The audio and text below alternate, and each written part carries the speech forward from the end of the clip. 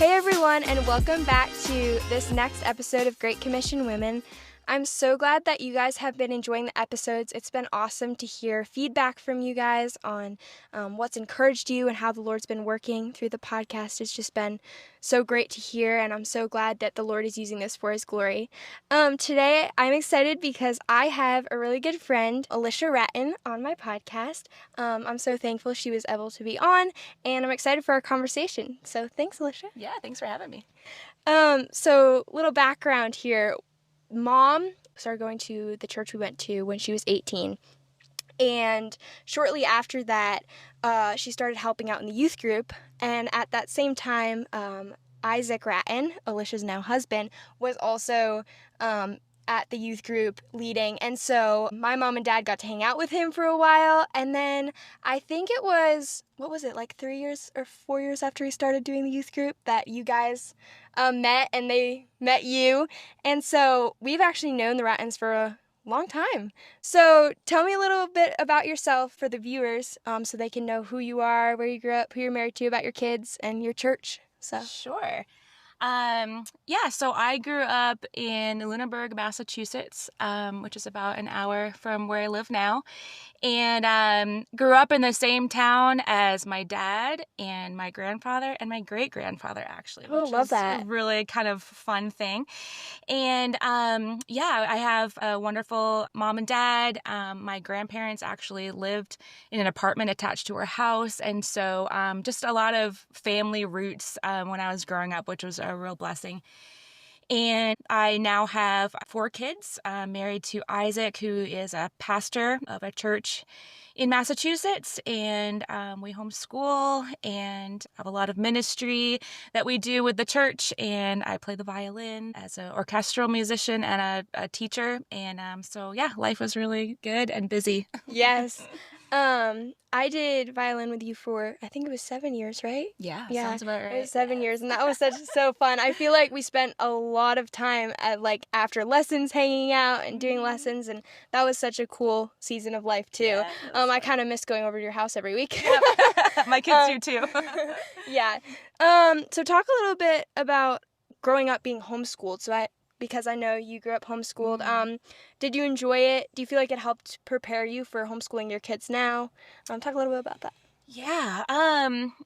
In a lot of ways it did prepare me, but in a lot of ways there were things I was surprised by, thinking, well, if I was homeschooled, these things should be easier. Yeah. But it's still a lot of work and a lot of commitment. I watched my parents didn't really set out to homeschool me originally. It's an interesting story. When I was young, homeschooling really wasn't a thing. Yeah. It was really rare. And when I was about 4 or 5, I just really was interested in reading, apparently. And really, as Mom, please teach me to read. I want to read. And so my mom, who has a degree in physics, so nothing to do with teaching a kid to read, Yep. she was like, well, maybe I could just kind of teach you how to read. And so I learned to read. And so when it came time for kindergarten, my mom went to the public school and said, hey, she already knows how to read. Do you think we could put her in first grade instead of kindergarten? And the school said, no, absolutely not. You have to put her in kindergarten. And so my mom went home and thought, well, this is kind of silly. Maybe I'll keep her home for another year because you don't actually have to go till first grade. And so we spent the year. My mom borrowed books from the public school because there really wasn't homeschool curriculum back then either. Yeah. And after that year, she thought, I really like this. This is kind of cool, to be able to teach my daughter, to keep her home with me, to be able to do things from a Christian perspective. And my mom only knew one other family that homeschooled at that time, and they weren't even believers. Yeah. And so there was no community, no curriculum, but my mom Lord really impressed on her heart that this is something that I think I want to do. And then of course it became a conviction to keep doing that. And of course she homeschooled my other siblings and became a member of even our state organization. So it really became a passion, but kind of started out in a different kind of way, but I'm so thankful for that. And then even in my own homeschooling journey, I think I know the beauty of it, the benefits of it. I've benefited from it so much. But the day in the day out, commitment to my children and the work that it's involved, is still just as much work. It's not any easier just because I was homeschooled. But yeah, I can see the end game. Yeah. I know the benefits. And so that makes it easier in a sense. The end game, the goal, I know is worth it. Yeah. So, yeah. Did you ever have thoughts of like, oh, since homeschooling wasn't as popular, that like you didn't fit in, or that it was like you had a hard time socially? Because a lot of people stereotype homeschoolers as like, you don't have friends because you're different, but especially then when there wasn't a lot of homeschoolers. Yeah. I mean, even in my church and my youth group, I was kind of the oddball for a lot of my years growing up. Most of my friends went to public school or Christian school. And so I did have, social opportunities in my church and my youth group. And like we had a Christian Girl Scout kind of program in my church growing up. But yeah, being homeschooled was definitely an odd thing when I was growing up. I'm not sure it really bothered me all that much, but it definitely was a new thing back then. Mm-hmm. It has been so helpful, especially up here in Massachusetts, to be able to find a homeschooling community and friends who are like-minded Christian homeschoolers. And it's been awesome, especially with our families being so similar. Like, I love being able to chat with your kids and be like, we've watched all the same movies and listened to all the same things. And it's so helpful to have like-minded people. So I think it's great to try to find those homeschooling communities wherever you are. Yep. Especially, though it is especially hard up here in New England. But there are.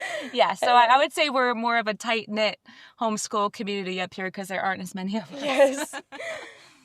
So backing up now to you and Isaac, how did you guys meet? What was the timeline of your relationship to getting married? Yeah.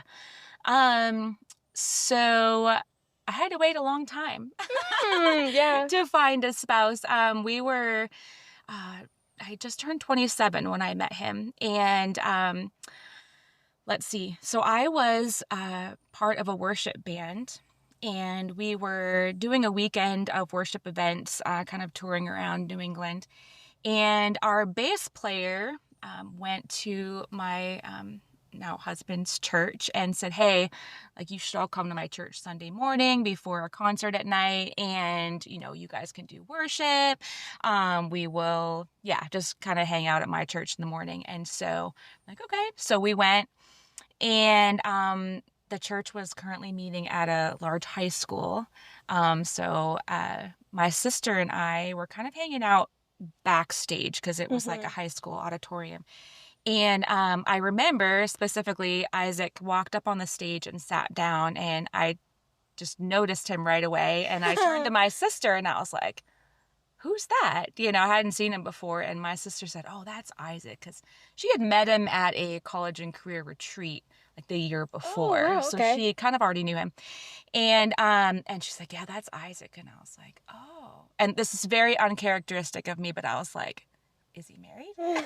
And she's like, nope. And I was like, wow, like, just, I don't know. It just really, really struck me.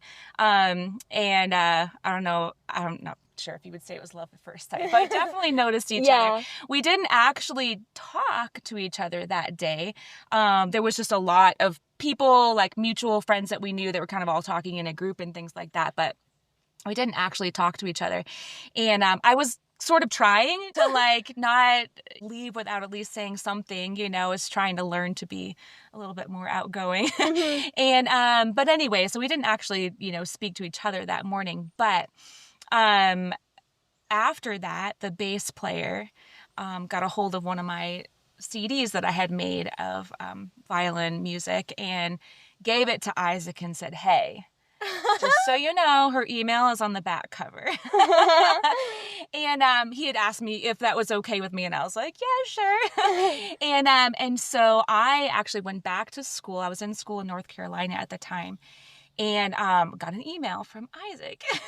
And so we started emailing back and forth, which was a really precious time to me. I felt like we could really get to know each other on paper, to ask some of the deep questions, to really get to know each other, without the pressures of, being, together physically, in the same, space, but just to really get to know each other's hearts and all of that.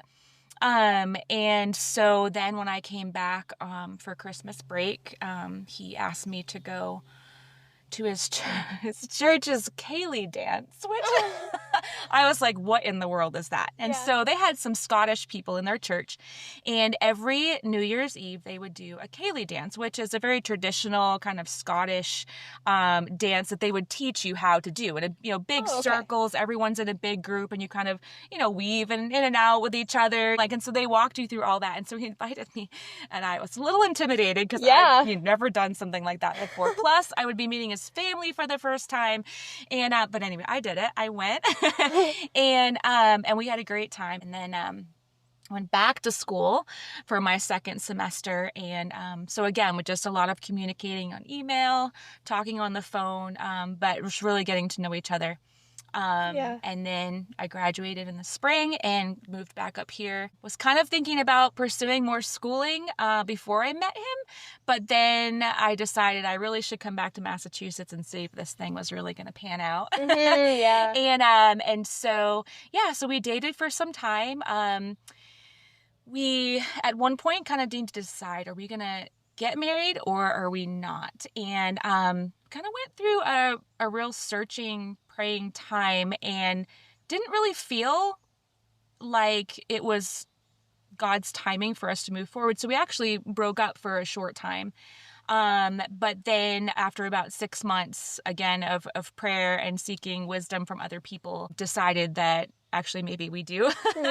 We do want to be married, and this is God's will for us. And so we got back together, and then very quickly got engaged and married just a few months later. But I had a lot of fears, strange fears and anxiety over marriage in general that God had to really work in my heart. My parents had a good marriage. It wasn't anything to do with that, but God had to work on some fears and anxieties that I had. And so it was really good for me. It was a growing time.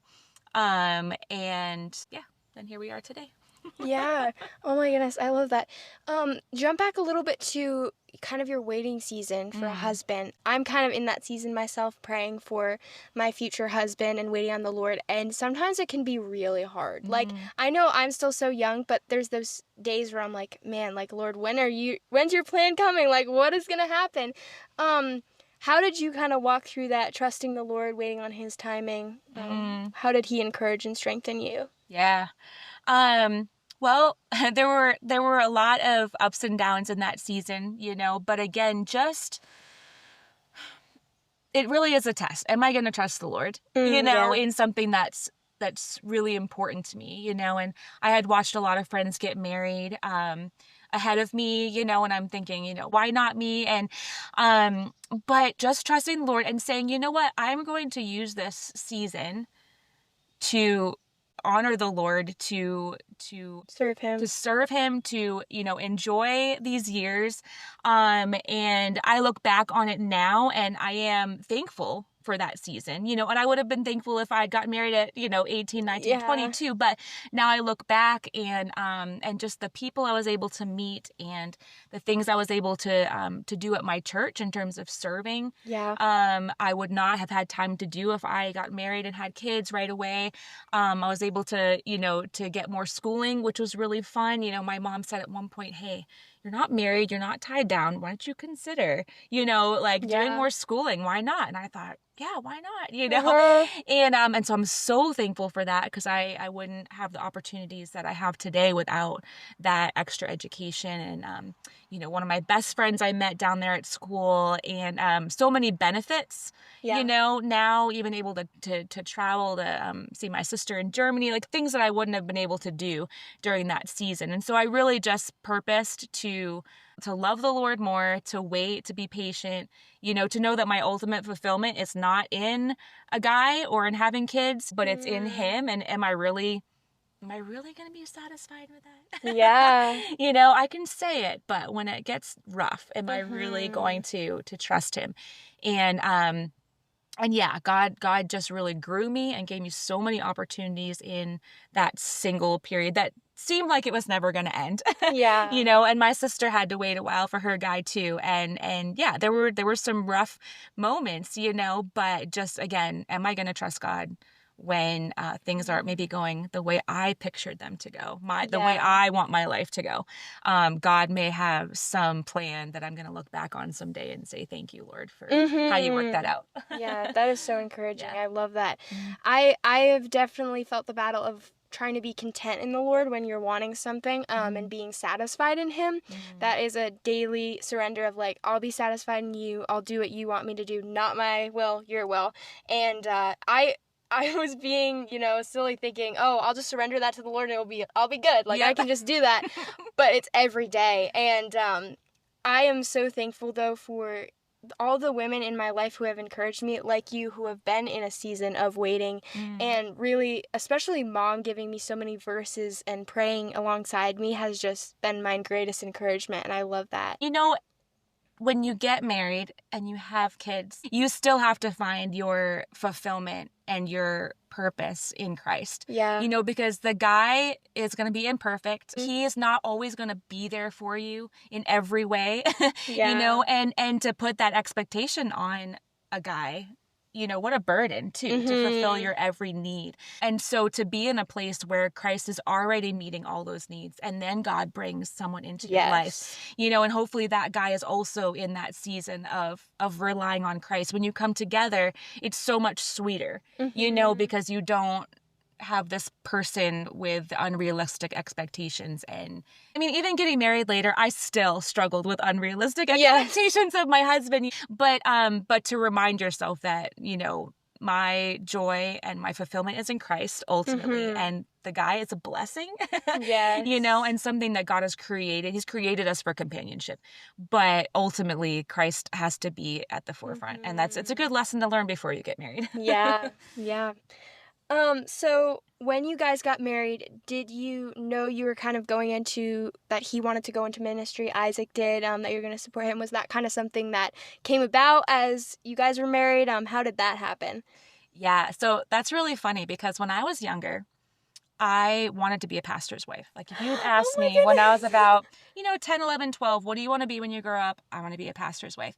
And the reason really is because we had a pastor's wife at the time that was just such a godly, warm, joyful, hospitable woman. And I looked up to her so much. And I thought, if that's what a pastor's wife is, that's what I want to be. And then I got to be a teenager's early 20s, and I thought, I never want to be a pastor's wife. Like, I'll do anything else, Lord. But I think you just grow up and you realize that it's not all pie in the sky. There's rough things that God calls you to in any walk of life. I mean, it's not just pastor's wife, but and then I met Isaac, who was a youth pastor at the time, and we had some discussions. He did kind of say that, eventually I think I would like to be a senior pastor, but I'm very content doing what God's called me to do here as a youth pastor. And so in my mind, I'm not really sure. I think I just kind of thought, okay, youth pastor. I didn't really think too much beyond that. But then about 4 years into our marriage, he just really felt in his heart that he really wanted to be a preaching pastor, and to be a shepherd of a congregation. And so I got married knowing what I was getting into, which was good. I kind of did make that, conscious decision. And then we were married about 5 or 6 years when he became a senior pastor. Okay. Yeah. Had you had any experience kind of seeing the trials of being a pastor's wife? Like you said that this pastor's wife we look up to was so warm and welcoming, but like, did you get to see any of that beforehand, or did you just kind of go into it and slowly over time see kind of the trials and joys of being a pastor's wife? I think it was mostly gradual, because you can see a lot of things from the outside, but until you're in it, and you get to see the great joys, of working with people, and then, walking alongside people in the really rough seasons. It's nothing like that can entirely prepare you for that. I did watch some of our previous pastors, that my husband had worked under, and then growing up, walk through some of those things. I think my husband was much more prepared for all of that than I was. His dad was a pastor, and so he grew up as a pastor's kid. He kind of understood a lot of that. You know, my dad was worked for the post office for over 40 years, and it was like a 9 to 5 job. Yeah. You know, never brought work home, never brought any burdens home. And so that was a little bit of a learning curve for me. But again, just really like, this is a ministry, this is a calling, this is a sacrifice, and this is the way I can serve the Lord is sometimes by letting my husband, you know, serve other people. But yeah. That's great. So how many years have you guys been at this church now? We have been there 13 years, I believe. Okay. Did you jump into helping with music right away when he started lead preaching at this church, or was that kind of like a gradual thing? Yeah. So when I first got there, I was helping. I would play my violin along with the worship services. I was right in the middle of having babies, so it was a very busy time for me. But then after my fourth was born, I was asked to kind of take over more of just the planning in general of the worship songs and things like that, and setting up the schedules and all that. So it was a little bit of a gradual thing, but something I really enjoy and feel like, you know, God has gifted me with. So I'm really happy to serve in that way. Yeah, that's great. I also feel that way about music. I get to do once in a while at our church, and it's just such a joy to use something that the Lord has given you to serve Him. Like, it just brings such satisfaction and joy that, like, I can serve Him in this way and use my gifts for His glory. So I love that as well. Music is so great. How long have you been playing the violin now? Did you start when you were really young, or how old were you? I started playing when I was 3, almost 4. Okay. And my mom is primarily a pianist. She plays a little violin on the side, but a pianist. And I just loved hearing her play. You know, she would play at night while I was falling asleep, you know, and I could hear that. And so at 3, she went down to the local music place and said, "Hey, I want to sign my daughter up for piano." And they said, "Well, we don't sign kids up for piano till they're 7. But we do Suzuki violin at 3 or 4. So you could sign her up for that." And my mom was, "Well, we'll try it out." And I didn't really care. I just thought music was fun. Yeah. And so, okay, we'll try Suzuki violin. And then when she turns 7, we can switch to piano. Well, that never happened. I really loved violin. And by the time I was 7, really had no interest in changing to piano. So I'm kind of like an accidental violinist. Yeah. That's so cool. But became a real love and a passion, obviously, at some point in my life. But yeah, it's kind of a funny story. And then did you just grow in violin from there? Were you a part of any youth orchestras or performing when you were young? Anything like that?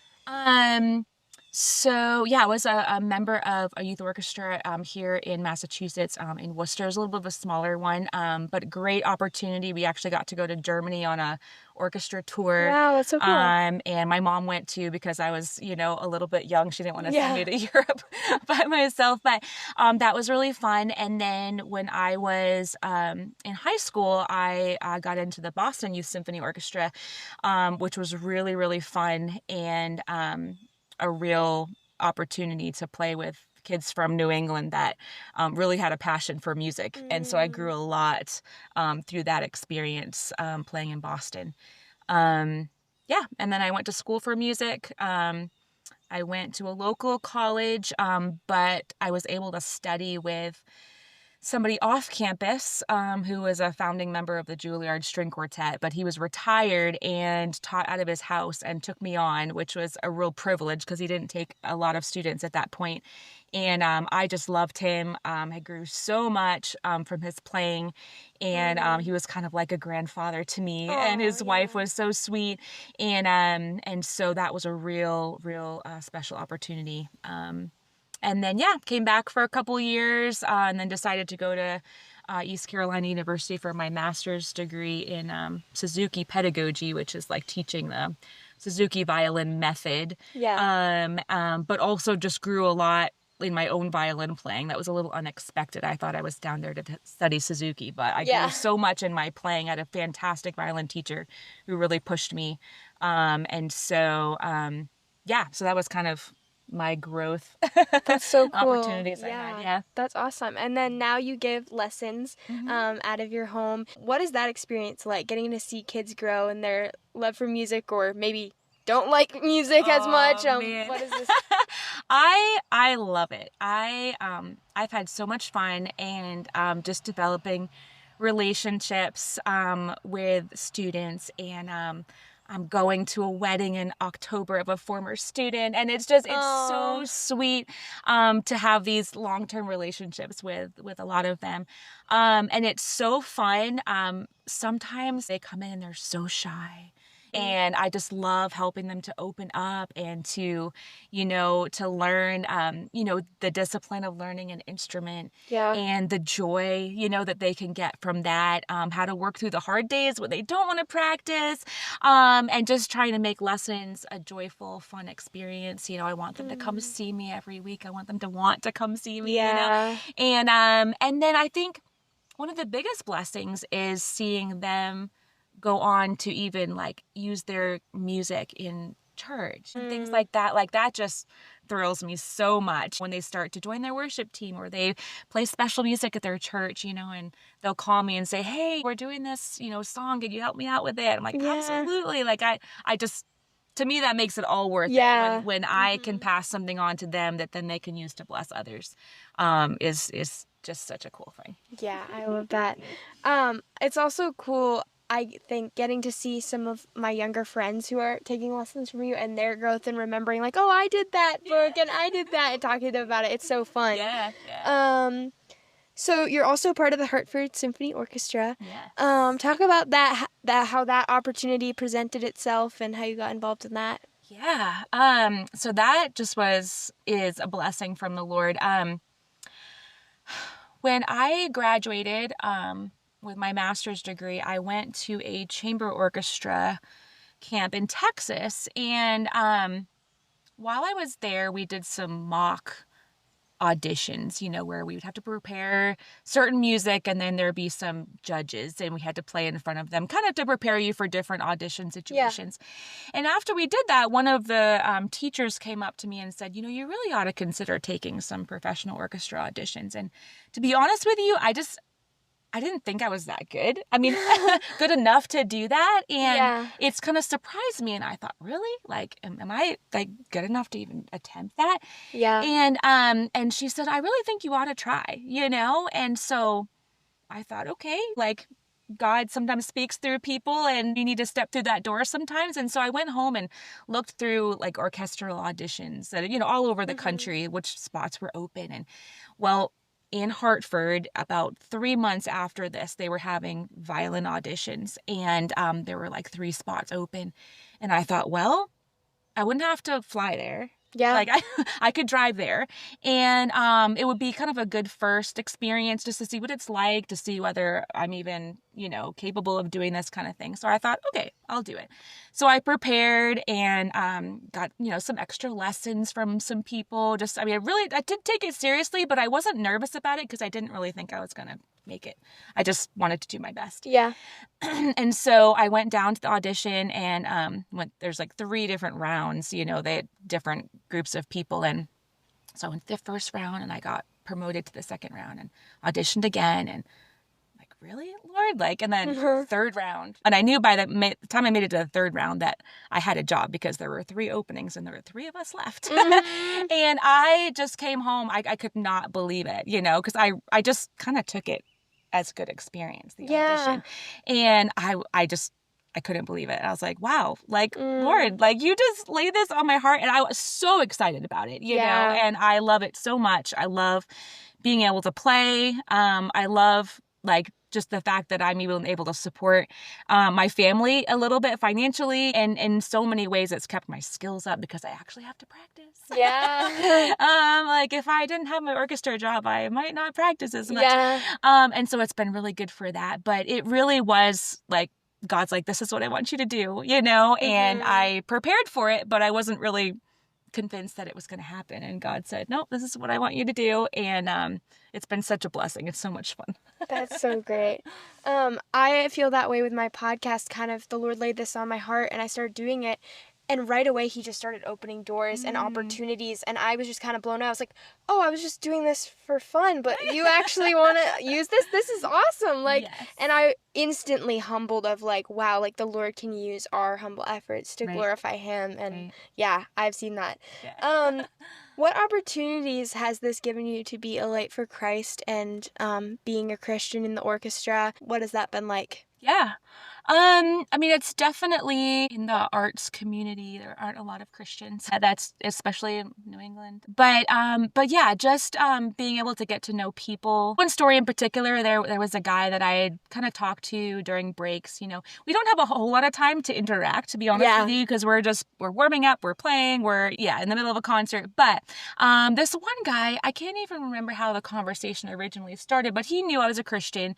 And so one day he came running up to me and he's like, so tell me about all the different versions of the Bible.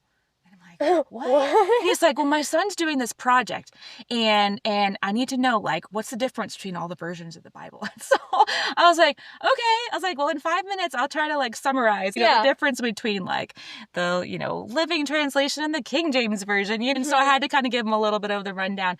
But yeah, little opportunities like that, or even just to say, hey, I'm praying for you.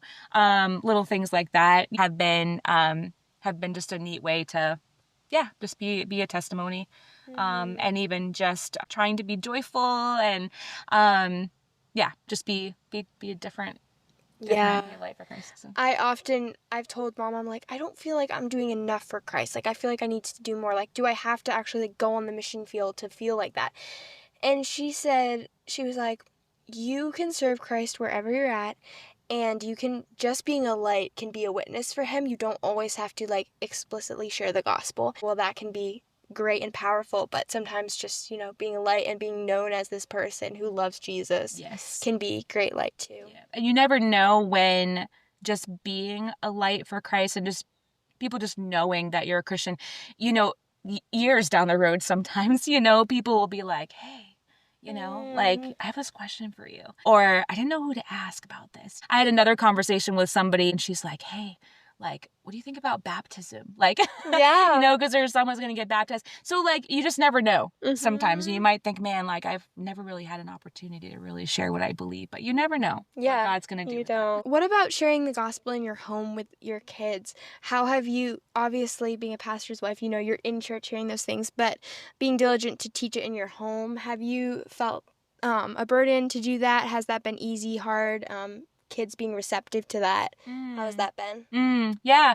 I mean, my husband is really wonderful and consistent at family devotions. So I would say, my husband really has been the primary spiritual leader of our home, which I'm so thankful for. Yes. But I'm with the kids most of the day, and so I feel like my role is just we're in life together and these little questions. Hey, Mom, like, what do you think about this? And it leads into a conversation about the Lord or about how we see him in nature or, hey, I'm dealing with this conflict with this friend. Like, how do I deal with that? And I was like, well, what would Christ do?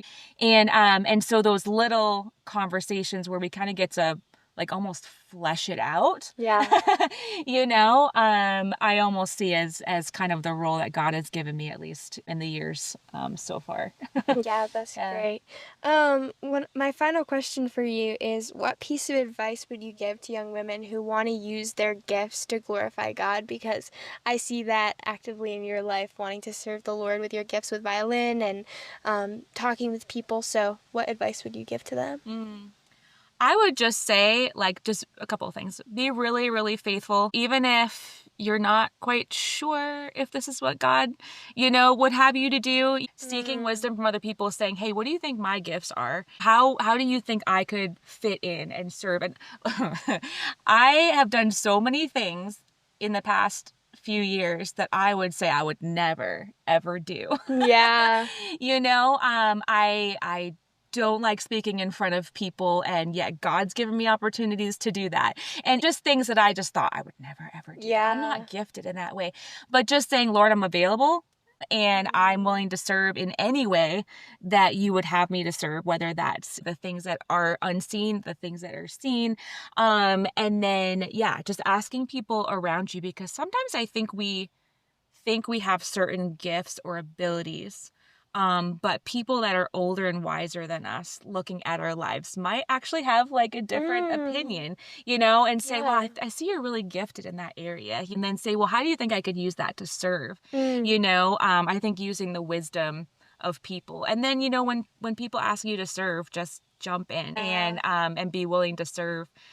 Because God has surprised me with a lot of things that I never saw myself doing or didn't think I was gifted at. And it's just been really cool just to be available and say, I'll do whatever. Yeah, strength and weakness. Over and over, I've seen the Lord, especially in Mom's life work, where she feels weak or unable to do something in a certain area, and the Lord's like, but I want you to do that. Yeah. And it's just that saying yes and fully relying on Him that is such a witness to other people, because they might know you don't feel equipped to do this, but there you are doing it, and that's all Jesus, like giving you that. So that's great advice. Thank you. Thank you so much for being on today. It was so great getting to chat with you. So thank you so much. Yeah, you're welcome.